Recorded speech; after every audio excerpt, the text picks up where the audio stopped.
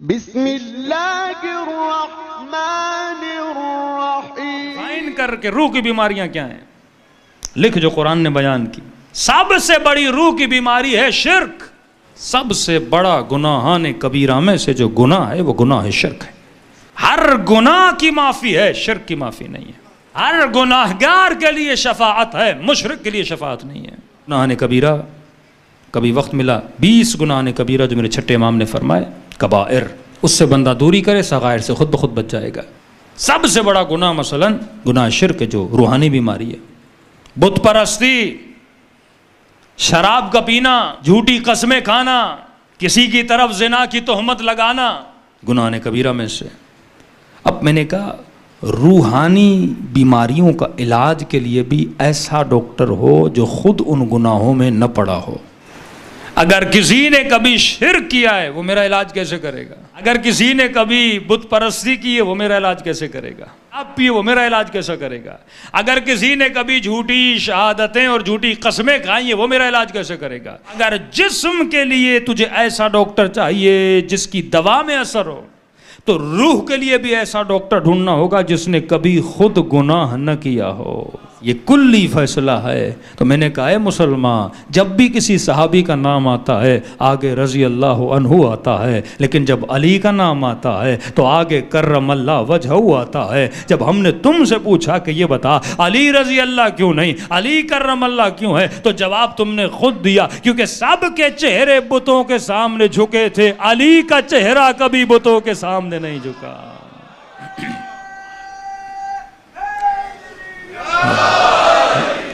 تو عقل کا فیصلہ ہے روح کے لیے بھی ایسا حکیم ہو جو خود بیمار نہ ہو، اور اسی کو ہم معصوم کہتے ہیں. امامت کے لیے، خلافت کے لیے شرط عصمت ہے. ایسا ہادی لاؤ جس نے خود گناہ نہ کیا. اس کی دلیل ہے کہ عیسیٰ کو نبوت گہوارے میں ملی. رسول کو کہا اپنی نبوت کا اعلان 40 سال کے بعد کرنا. کیوں؟ کہ کیوں یہ صاحب شریعت ہے، یہ صاحب حکومت ہے، یہ صاحب دین ہے. کہ اے محمد پہلے خود کو ثابت کرو پھر مجھے ثابت کرواؤ. 40 سال تک کسی نے نبی پہ کسی گناہ کی تہمت نہیں لگائی. اب جب یہ محمد بولے گا نا کوئی خدا ہے، کسی نے نہیں بولا یہ جھوٹا ہے، علیہ باللہ.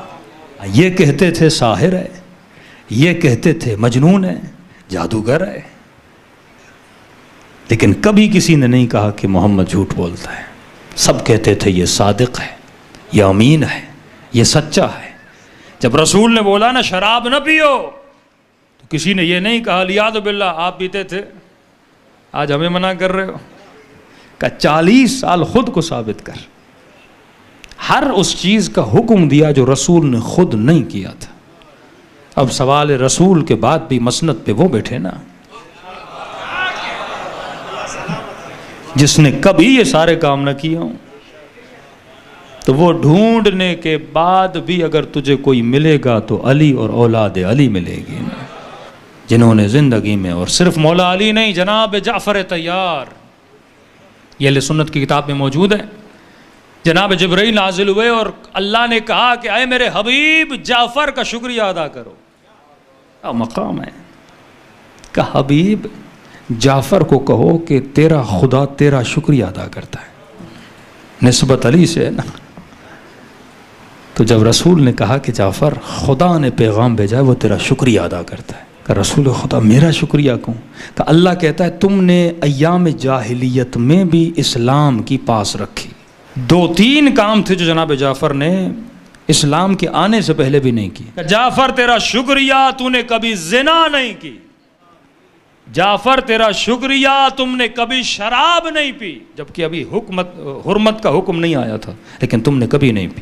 کہ جعفر تیرا شکریہ تم نے کبھی کسی بت کو سجدہ نہیں کیا. تو جب جعفر طیار نے کسی بت کو سجدہ نہیں کیا تو ابو طالب کیسے سجدہ کر سکتے؟ یہ خود ان کی کتابوں میں موجود ہے. فضائل جناب جعفر طیار کہ اللہ تجھے انعام یہ دے گا کہ تجھے جنت میں 2 پر عطا کرے گا. خدا شکریہ ادا کرتا ہے. جناب جعفر نے کہا خدایا یہ میں سارے کام کیسے کرتا، میری عقل نے مجھے منع کیا تھا. آج کوئی بھی کام خلاف عقل ہو نا وہ گناہ ہے. یہ مت سمجھو کہ مولانا بتائیں کہ جھوٹ بولنا گناہ ہے، ظلم کرنا گناہ ہے، یتیم کا حق کھانا گناہ ہے، یہ تو اور ہے۔ کوئی بھی ایسا کام جسے آپ کو آپ کی عقل روکے، عقل دنیاوی نہیں، عقل اخروی ایک الگ بحث ہے۔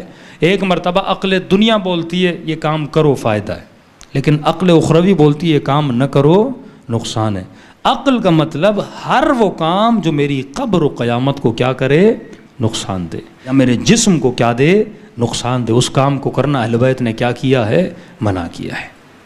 کربلا میدان عقل ہے۔ دو عقول ہیں، عقل دنیاوی جو یزیدیوں کے پاس تھی، اور عقل اخروی یا عقل معاد جو امام حسین کے پاس تھی۔ لوگ کہتے تھے یا علی امیر شام بڑا ہوشیار ہے، جنگیں جیت گیا، سارے ملک آپ سے لے لیے۔ امام فرماتے ہیں اسے عقل نہیں کہتے، اسے مکر کہتے ہیں۔ العقل ما عبد بہ الرحمن، عقل مند اپنی عقل سے رحمان کی عبادت کرتا ہے، شیطان کی عبادت نہیں کرتا۔ کربلا والوں نے اپنی عقلوں سے اللہ کی عبادت کی، اور یزیدیوں کی عقل نے دنیا کی خاطر انہیں قاتل حسین بنا دیا۔ ایک امام نہیں 11 اماموں کو شہید کر دیا گیا۔ منحرف امتوں کی نشانیاں تھیں کہ جنہوں نے اپنے نبیوں کو مارا، ہادیوں کو مارا۔ یہ حدیث رسول ہے کہ میری امت بھی وہی کرے گی جو بنی اسرائیل نے اپنے ہادیوں سے کیا تھا، الساع بالساع، یعنی ہو بہو جو کام بنی اسرائیل نے کیے میری امت کرے گی۔ بنی اسرائیل نے حضرت یحییٰ کا سر قلم کیا، میری امت میرے حسین کا سر قلم کرے گی۔ بنی اسرائیل نے ناقہ صالح کو کاٹا، میری امت بھی اپنے ہادیوں کو کربلا میں کاٹے گی، کہ ہدایت کے لیے آئیں گے انہی کے ساتھ ظلم کرے گی۔ موسیٰ کی امت نے ہارون کو جھٹلایا، میری امت علی کو جھٹلائے گی۔ موسیٰ کے جانے کے بعد وہ پھر سے بت پرستی کی طرف چلے گئے۔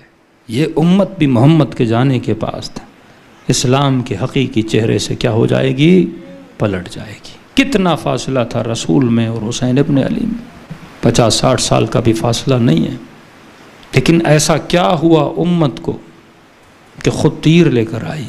جناب ہانی ابن عروہ فرماتے ہیں کوفے کی لوہے کی بازار میں، آہن گرا کی بازار میں پوری رات تلواریں تیز ہو رہی تھیں، کسی دشمن خدا سے لڑنے کے لیے نہیں، نبی کے نواسے حسین کے لیے تیز کی جا رہی تھی۔